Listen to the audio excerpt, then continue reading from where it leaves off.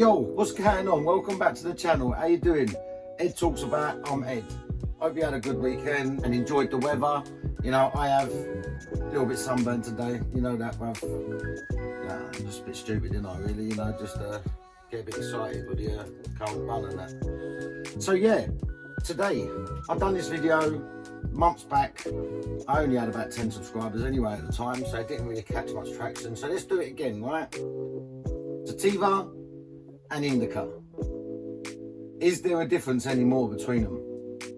Right, what I mean by that is obviously there's a difference. You have an indica and you have a sativa. You have a thin leaf plant for your sativa and a fat leaf plant for your indica. We all know that, right? And if you don't, there you go, do a bit of info. So, like I say, yes, there is a difference, obviously, between them. But over the years, genetics have been crossed and crossed and crossed. You're not going to find one anymore unless you specifically go to a different country. Everything you get, even if you're in the legal market in America, if you're in Spain, you're in the UK on the street, or the medicinal market in the UK, you're not going to find 100% sativa or 100% indica because the gene pool is just messed up so much. So unless if you went to Holland, and I bought Green Spoon. Now, have you seen Green Spoon, right? I'll tell you what, I would put a picture up. I'm trying to not get age restricted. It's like little tiny calyxes, yeah? Little tiny. I mean, like when I say little tiny things like this, bruv, yeah? That's Green Spoon. That's 100% sativa. If you have that, you are going to know that you're on a sativa. You're going to be like, you know what I'm saying? Now, if you went to India or up in the mountains or something like that, yeah, you'll find 100% indica. But like I say, when I say you're not going to find it no more, that means that you're not going to find it no more. Me, we're not going to find it, the average Joe, unless we go to a different country and source it. South Africa, Durban poison. I mean, a lot of old school smokers out there, you know these strains, you've had these strains, but you can't get them no more.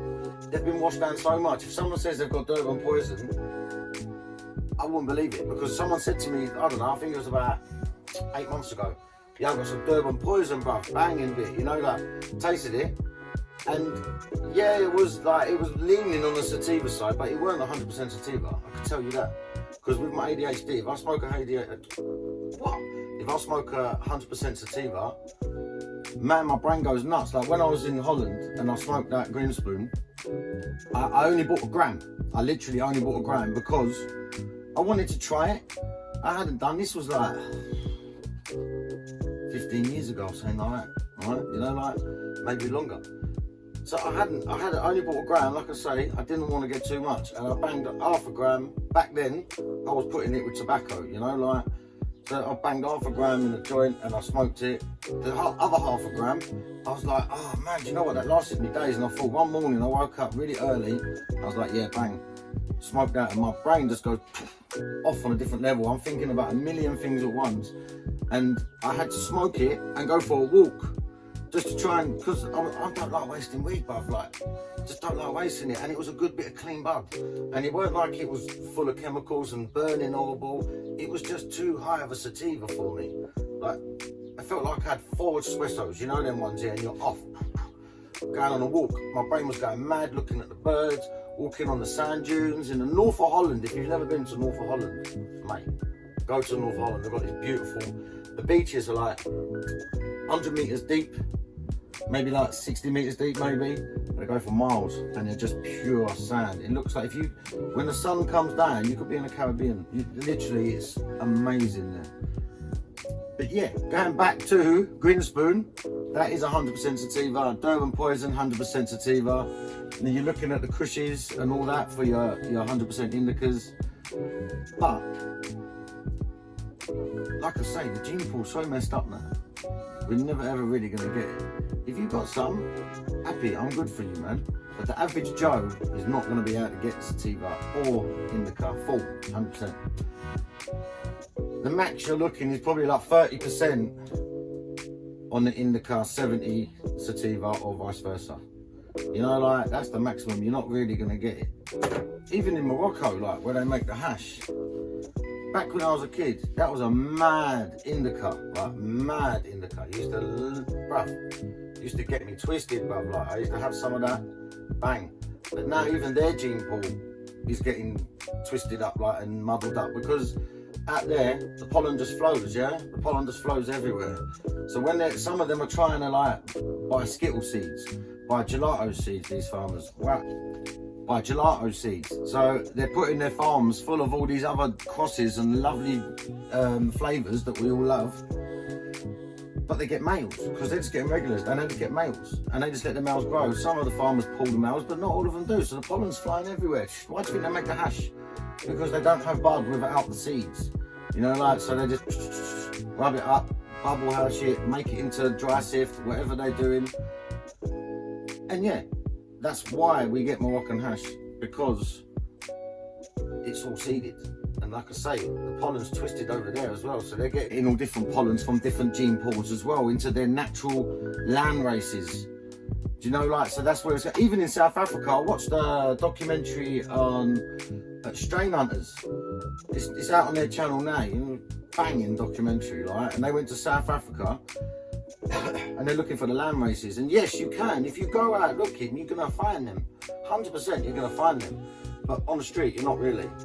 But like, so they go out there and they're talking to the farmers, and some of the farmers have their farms down in the valleys, on the side of the valley, right? Like, just not on the flat surface, on the side of the valley at the bottom, so the helicopters can't come in and spray their crops with all pesticides and kill it, because they can't get that close to the side of the mountain, right?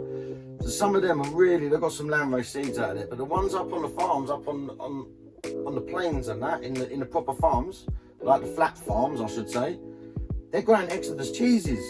They're growing all the cushies. They've got purple haze. They've got sherbet. Like, they've got all of these mad genetics growing. Once again, they grow a lot of hash out there as well. They produce a lot of hash out there as well, because not everyone's into pulling out the males. So their gene pool's getting muddled up as it goes on. Don't get me wrong, it's a massive country, and yes, you're going to find land races, but I'm not going to go all the way to South Africa just to taste a bit of Durban poison. Maybe if I'm rich enough one day, I'll do it. But until then, it's not happening. It's a shame, really, because the thing is, with an indica, we all know indicas, yeah, you got them pushes, right? They're all flowering. So flowering cycle, yeah. So when a cannabis company grows their cannabis, they have a seed or cutting. They usually have a cutting from a mum. So they have a cutting, then that cutting goes into veg, and then they grow up to a certain state, and then they put that into a flowering room with their lights on 12 hours day, 12 hours night. Right, so when it goes into that flowering room, that's when the photo period starts, right? It turns the plant, tricks it into its end of its life cycle, starts growing its buds. Now indicas, they grow at 8 weeks. Boom, some of them 7 weeks. In that 12-12 room. Between 7 and 8 weeks, some 9 weeks, but you know, you're looking at that short period of time, yeah? Now, that's an indica. Now, sativa, same thing. Got the mum, got the clone, got the veg room. You got the veg. Now you put that into that 12-12 room.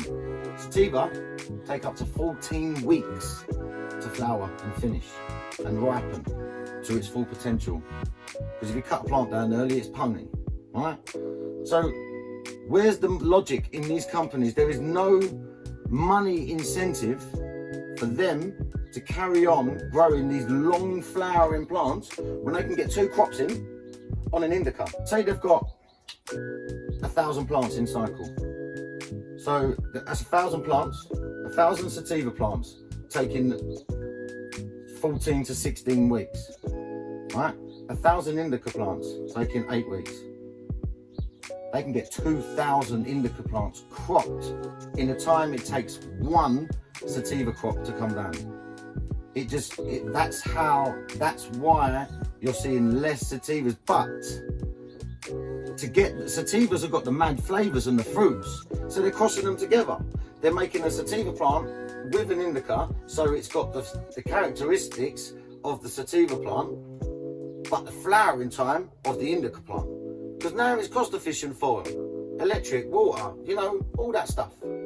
So until prohibition stops, and then people ain't got to worry about when prohibition stops, right, and everyone is allowed to grow in their house, I bet you there's going to be some people that just have that one sativa in the corner, and you have your other ones flowering, and that one will just keep flowering through the 2 crops, and then that's when sativas will start coming back, once prohibition stops.